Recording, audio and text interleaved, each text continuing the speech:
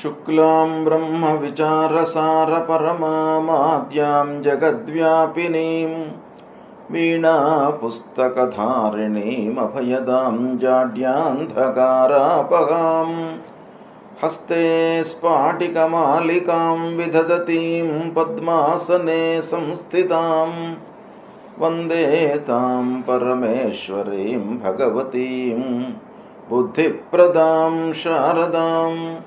श्री महागणाधिपतये नमः। श्री महासरस्वत्यै नमः। श्री गुरुभ्यो नमः।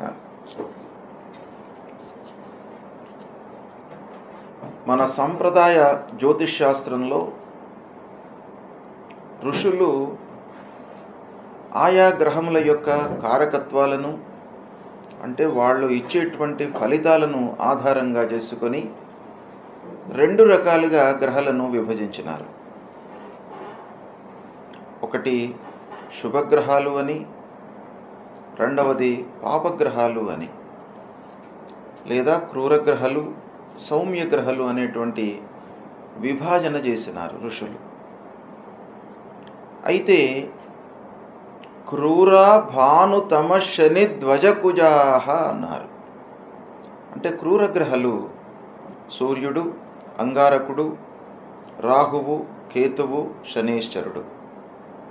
ఈ గ్రహాలు క్రూర స్వభావాన్ని కలిగినటువంటి వాళ్ళు. అంటే వాళ్ళు ఇచ్చేటువంటి ఫలితాన్ని ఆధారంగా చేసుకొని ఆ గ్రహాలను క్రూరగ్రహాలు, పాపగ్రహాలుగా విభజించినారు. అదేవిధంగా శుక్రార్య సౌమ్యేందవ, శుక్రుడు, గురువు, బుధుడు, చంద్రుడు ఈ గ్రహాలు సౌమ్య గ్రహాలు. అంటే వాళ్ళు ఇచ్చేటువంటి ఫలితాలు కూడాను సౌమ్యంగా ఉంటాయి, మనకు శుభప్రదంగా ఉంటాయి. అయితే ఈ క్రూరగ్రహాలు ఇచ్చేటువంటి ఫలితాలు మనకు కొంత ఇబ్బందికరంగా ఉంటాయి. కాబట్టి క్రూరగ్రహాల లోపల కూడాను శనీశ్వరుడు ఎక్కువ రోజులు ఉండేటువంటి గ్రహము. 2.5 సంవత్సరాలు ఒక గ్రహంలో ఉంటాడు. అదేవిధంగా 1.5 సంవత్సరాలు రాహువు ఒక రాశి లోపల ఉంటాడు. అంటే శని తర్వాత మనకు రాహు యొక్క ప్రాధాన్యత అత్యంత కీలకమైనటువంటి పాత్రను పోషిస్తోంది ఫలితాలలో. కాబట్టి రాహు యొక్క సంచారము, రాహు ఏ విధంగా ఏ నక్షత్రాలలో ఏ రాశిలో సంచరిస్తున్నాడు, ఎప్పుడు రాశి మారుతున్నాడు, తదనుగుణంగా 12 రాశుల వారికి ఎలాంటి ఫలితాలు ఉంటాయి అనేటువంటిది చాలా ముఖ్యమైనటువంటి విషయం. రాహువు చాలా విషయాలపై ప్రభావాన్ని చూపిస్తాడు. ముఖ్యంగా రాహువు ఎంత ప్రతికూలమైనటువంటి ఫలితాలను చూపిస్తాడో అంత అనుకూలమైనటువంటి ఫలితాలను కూడాను ఆ జాతకుడికి ఇస్తూ ఉంటాడు.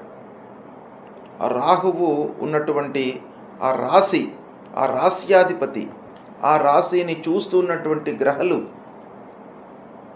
ఆ రాహువుతో యుక్తమై ఉన్నటువంటి గ్రహాల యొక్క కారకత్వాలు, సహజ లక్షణాలను బట్టి రాహువు జాతకునికి లక్షణాలు ఇస్తూ ఉంటాడు. అందులో భాగంగా ఈ సంవత్సరము రాహువు 18 మే 2025 నుండి రాశి మారుతున్నాడు.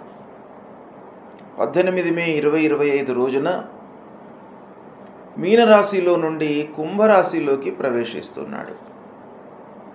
అన్ని గ్రహాలు కూడాను సవ్యంగా ప్రయాణం చేస్తూ ఉంటాయి. రాహువు, కేతువులు మట్టుకు అపసవ్య దిశలో ప్రయాణం చేస్తూ ఉంటాయి. కాబట్టి రాహువు మీనరాశి నుండి కుంభరాశిలోకి ప్రవేశిస్తున్నాడు. ఇంతవరకు శని, రాహువు కలిసి మీనరాశిలో ఉన్నారు. ఆ శని నుండి రాహువు విడిపోతున్నాడు. ఇప్పుడు రాహువు కుంభరాశిలోకి ప్రవేశిస్తున్నాడు. కుంభరాశి శని అధిపతి కలిగినటువంటి రాశి. అంటే కుంభరాశికి శని అధిష్టాన దేవత. అలాంటి రాశిలోకి రాహువు ప్రయాణిస్తున్నాడు, రాహువు ప్రవేశిస్తున్నాడు. కనుక మనకు శాస్త్రం ఏం చెప్తుంది అనంటే, ప్రత్యేకంగా రాశ్యాధిపతులు 7 గ్రహాలకే చెప్పబడి ఉన్నాయి. సింహరాశికి, కర్కాటక రాశికి, ఇలా అన్ని రాశులకు సూర్యుణ్ణి మొదలుకొని శనేశ్వరుడి వరకే రాస్యాధిపతులు చెప్పబడి ఉన్నాయి. అయితే రాహు కేతువులకు ప్రత్యేకంగా ఈ రాశి అధిష్టాన దేవత రాహు అవుతాడు. ఈ రాశి ఉచ్చస్థానము, నీచస్థానము అనేటువంటి విషయాలు ఇదమిద్దంగా చెప్పలేవు. కానీ రాహువుకు అత్యంత ప్రాధాన్యత కలిగేటువంటి విషయం ఏంటంటే, సూర్య భగవానుడికి ఒకటే రాశి ఉంది ఆధిపత్యం. కానీ రాహు విషయానికి వచ్చినట్టయితే ఏ రాశిలో ఉంటాడో ఆ రాశికి చెందినటువంటి అధిష్టాన దేవత, ఆ రాశిని చూస్తున్నటువంటి గ్రహాలు, ఆ రాశిలో ఉన్నటువంటి గ్రహాలతో యుక్తమై ఉన్నటువంటి గ్రహాలు, అన్ని గ్రహాల యొక్క ఫలితము ఎఫెక్టు రాహు మనకు ఇస్తూ ఉంటాడు. కాబట్టి అన్ని గ్రహాల కంటే కూడాను మంచి ఫలితాన్ని, అదేవిధంగా చెడు ఫలితాన్ని రాహువు కేతువులు ఎక్కువ మోతాదులో ఇస్తారు. కనుక రాహుకేతువుల యొక్క సంచారము మనకు ఎలా ఉంది అనేటువంటిది చాలా ప్రాధాన్యతను సంతరించుకున్నటువంటి విషయం. కనుక రాహుకేతువుల యొక్క సంచారం మూలకంగా 12 రాసుల వారికి ఈ సంవత్సరము ఫలితాలు ఎలా ఉంటాయి అనేటువంటి విషయాన్ని తెలుసుకుందాం. కర్కాటక రాశి వారికి రాహు మూలకంగా ఈ సంవత్సరము ఎలాంటి ఫలితాలు ఉండబోతున్నాయి? రాహువు కుంభరాశిలోకి ప్రవేశిస్తున్నాడు. ఆ కుంభరాశిలో 1.5 సంవత్సరాలు సంచరిస్తున్నాడు. ఈ 1.5 సంవత్సరాల కాల వ్యవధిలో కర్కాటక రాశి జాతకులకు ఎలాంటి ఫలితం ఉంటుంది? ఇదే సమయంలో కేతువు కూడాను 1.5 సంవత్సరాలు సింహరాశిలో ప్రయాణం చేస్తున్నాడు. అయితే ఈ రాహు కేతువుల యొక్క ప్రాబల్యము, ఎఫెక్టు ఈ సమయంలో ఎలా ఉండబోతుంది కర్కాటక రాశి వారికి అనే విషయాన్ని మనం చూసినట్టయితే కొంత ప్రతికూలత కనబడుతుంది రాహుకేతువుల మూలకంగా కర్కాటక రాశి వారికి. కర్కాటక రాశి వారికి అష్టమ స్థానంలో సంచరిస్తున్నాడు అన్నమాట. కుంభరాశిలో సంచరించడము అష్టమ స్థానం అవుతుంది. అష్టమ స్థానంలో రాహువు సంచరించడం మూలకంగా కొన్ని ఇబ్బందులు, ఆకస్మికమైనటువంటి ఆటంకాలు, ఊహించని ఆలస్యము, ఇవన్నీ కూడాను తలెత్తేటువంటి అవకాశాలు మెండుగా కనబడుతున్నాయి. ముఖ్యంగా ఏంటంటే ఉద్యోగస్తులకు అష్టమ స్థానంలో సంచరిస్తున్నప్పుడు ఉద్యోగస్తులు కొంత అలర్ట్గా ఉండాలి. ఉద్యోగం చేస్తున్నటువంటి వాళ్ళు పై అధికారుల యొక్క విమర్శలకు గురి అయ్యేటువంటి అవకాశాలు ఉన్నాయి. వాళ్లతో మనస్పర్ధలు, మిస్అండర్స్టాండింగ్స్, తోటివారితో మనకు కలహాలు, క్లయింట్స్తో ఇబ్బందులు, ఇలాంటివన్నీ కూడాను ఉద్యోగస్తులు ఫేస్ చేసేటువంటి అవకాశం బాగా ఉంటుంది అష్టమ స్థానంలో ఉన్నప్పుడు. కాబట్టి ఉద్యోగస్తులు ముఖ్యంగా చాలా జాగ్రత్తగా ఉండాలి. ఇక ప్రయాణాలు, రాహు ముఖ్యంగా ప్రయాణాలకు కారకుడు. ప్రయాణాలు సక్సెస్ అవుతాయా, ఫెయిల్యూర్ అవుతాయా, ప్రయాణాల మూలకంగా మనకు ఎలాంటి ఫలితాలు ఉండబోతున్నాయి, ఈ కార్నర్ పైన అంటే వీటిపైన రాహువు యొక్క ప్రభావం ఎక్కువగా ఉంటుంది. కాబట్టి ప్రయాణాల విషయంలో మీరు కొంత జాగ్రత్తగా ఉండాలి. అష్టమ స్థానంలో రాహువు, ప్రయాణాల మూలకంగా అలసట, వాహనములు ఫ్రీక్వెంట్గా మనకు రిపేర్లు రావడము, వాటి మూలకంగా మనకు ఆలస్యం కలగడము, ఇబ్బందులు, ఇలాంటివి తలెత్తేటువంటి అవకాశాలు బాగా కనబడుతున్నాయి. తద్వారా మనకు అసహనము బాగా చోటు చేసుకుంటుంది. ఎందుకంటే మనిషికి ఫెయిలియర్స్, సక్సెస్ అనేటువంటిది చాలా ఇంపార్టెంట్వి. ఫెయిలియర్స్ కంటిన్యూస్గా అవుతున్నప్పుడు మనిషి లోపల ఏమవుతుంది, అధైర్యం చోటు చేసుకుంటుంది. ఒక పనిలో ఫెయిల్యూర్ కలిగినప్పటికీ మళ్ళీ రెండో పనిలో సక్సెస్ అయితే మనకు కాంపెన్సేట్ అయిపోతాం. కానీ వరుస అపజయాల మూలకంగా మనిషి లోపల భయభ్రాంతులు, ఆందోళన, అధైర్యము ఇలాంటివి చోటు చేసుకునేటువంటి అవకాశాలు ఉంటాయి. అయితే రాహువు మూలకంగా అష్టమ స్థానంలో రాహువు ఆకస్మికమైనటువంటి ఇబ్బందులు, భయభ్రాంతులను చేస్తుంటాడు.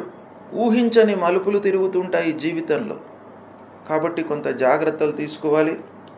చిన్న చిన్న ఆరోగ్య సమస్యలు, వాహనముల రిపేర్లు, పారిశ్రామికవేత్తలకు పనివారితో ఇబ్బందులు, ఇక వ్యవసాయదారులకు కూడాను ఇరుగు పొరుగు వారితో ఇబ్బందులు, ఇలాంటివి అన్ని కార్నర్స్ లోపల కూడాను ఈ అష్టమ స్థానంలో సంచరిస్తున్నప్పుడు మనకు ఫలితాలను ఇస్తుంటాడు. కాబట్టి కొంత జాగ్రత్తలు తీసుకోవాలి.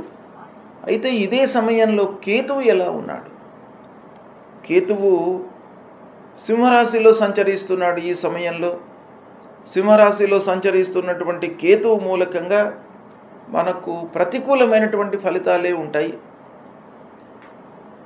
మరి రెండవ స్థానంలో కేతు ఉన్నప్పుడు ఏం చేస్తాడు అని అంటే, అనవసరమైనటువంటి విషయాలలో మనం తలదూర్చడం మూలకంగా ఇబ్బందులను క్రియేట్ చేస్తాడు. అనవసరంగా మనం మాట్లాడడం మూలకంగా మనకు ఒక అనర్థాన్ని కలిగిస్తాడు. కాబట్టి మీరు మధ్యవర్తిత్వం వహించకుండా వేరే ఏవైనా కూడాను కలహాలు జరుగుతున్నప్పుడు డిస్ప్యూట్స్లోకి మీరు వెళ్లకుండా ఉండడం చాలా మంచిది. ఇకపోతే బంధువులు దగ్గర వాళ్ళ యొక్క సహాయ సహకారాలు మీకు తక్కువగా ఉంటాయి. ఈ సమయంలో రావాల్సినటువంటి డబ్బు రావడానికి చాలా మీరు కష్టపడవలసి వస్తుంది.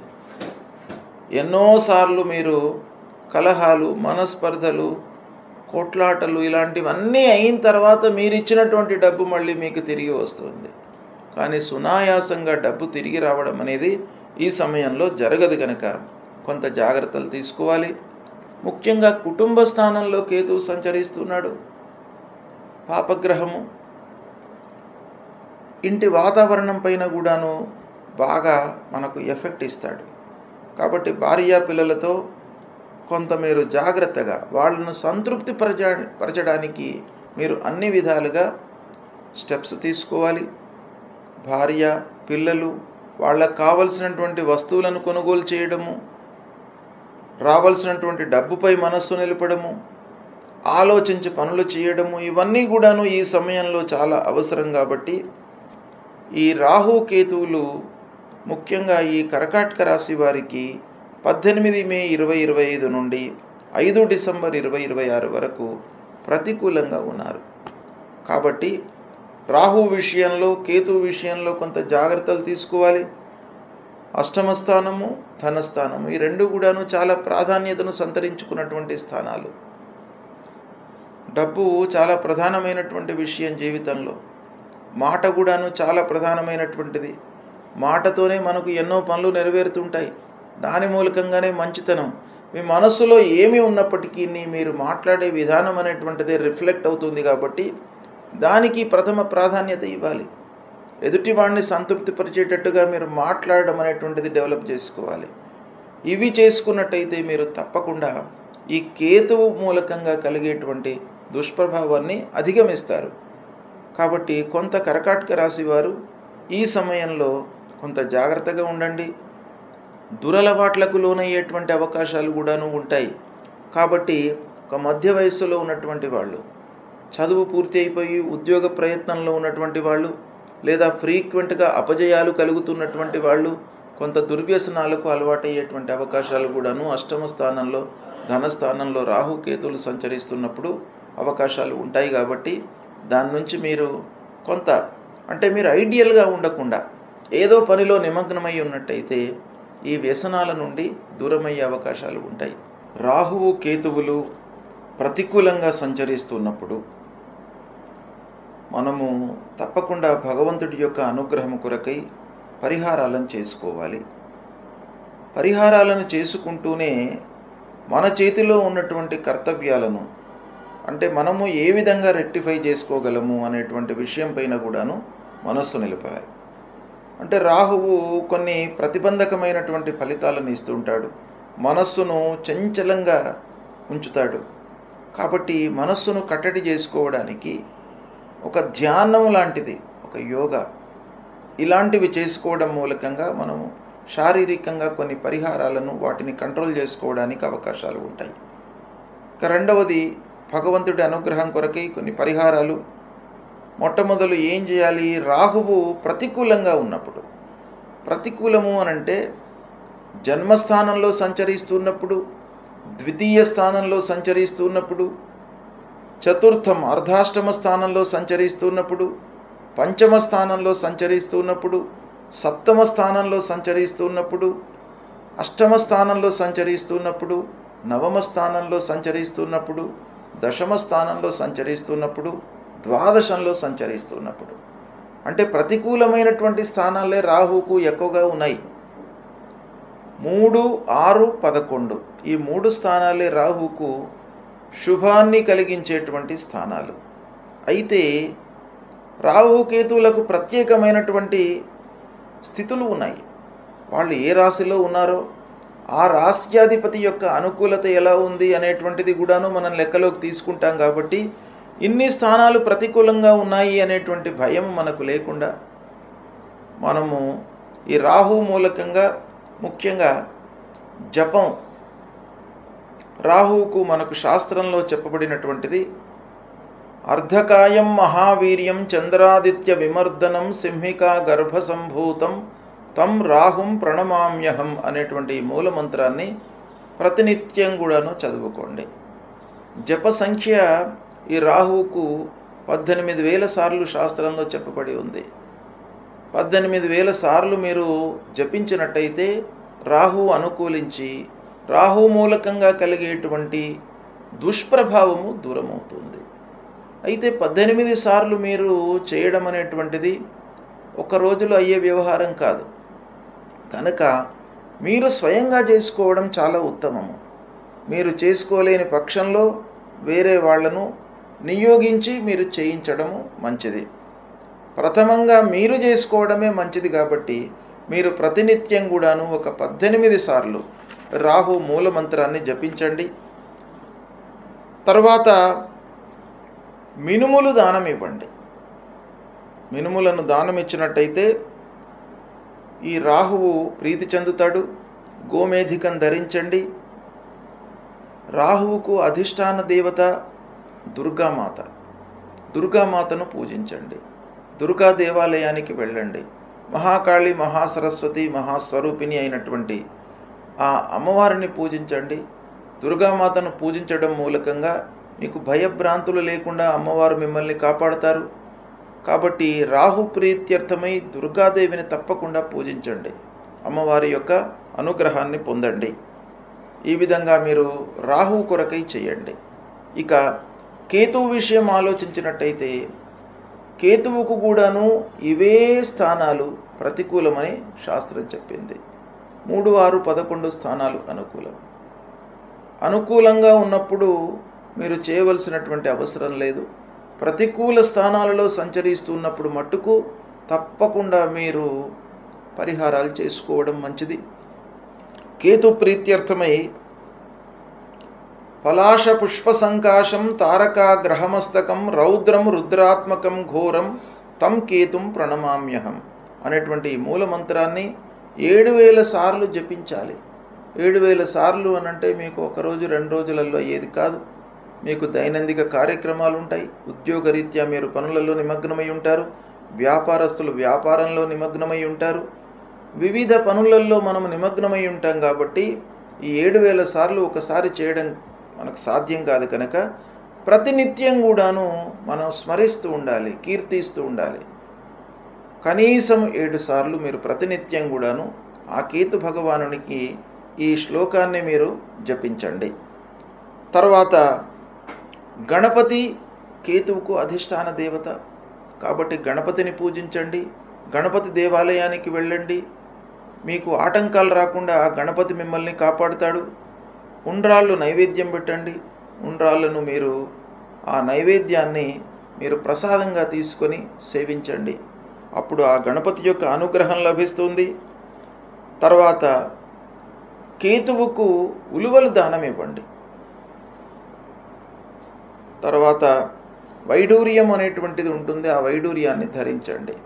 ఇవి చేసినట్టయితే రాహుకేతువుల మూలకంగా మనకు ప్రతికూలమైనటువంటి స్థానాలలో సంచరిస్తున్నటువంటి దుష్ప్రభావము దూరమవుతుంది. కనుక పరిహారాలు తప్పకుండా చేసుకోండి. దైవభక్తి పెంచుకోండి. ఆ దైవాన్ని, అమ్మవారిని, గణపతిని ప్రతినిత్యం కూడాను మీరు స్మరించండి, కీర్తించండి, స్తోత్ర పారాయణాలు చేయండి. తద్వారా రాహుకేతువులకు సంబంధించినటువంటి దుష్ప్రభావం దూరమవుతుంది.